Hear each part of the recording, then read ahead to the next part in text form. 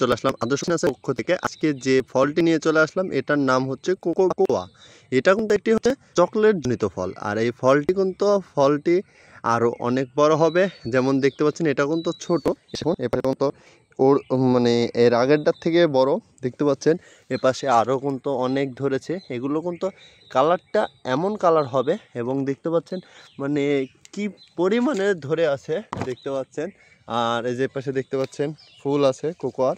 আর এই যে দেখতে পাচ্ছেন এটা কিন্তু আমাদের নার্সারির মাতৃ গাছ। তো আপনারা কিন্তু আসলে দেখুন যে আসলে গাছটা যত্ন আর একটু যদি বেশি করতাম তাহলে ফলটা আরও ভালো হতো। দেখছেন আবার নতুন নতুন কিন্তু পাতা বের হচ্ছে, এই যে দেখতে পাচ্ছেন আবারও কিন্তু ফুলও বের হচ্ছে। তো এই যে দেখুন কত ছোট গাছে কিন্তু অনেক পরিমাণে ফল ধরেছে দেখতে পাচ্ছেন।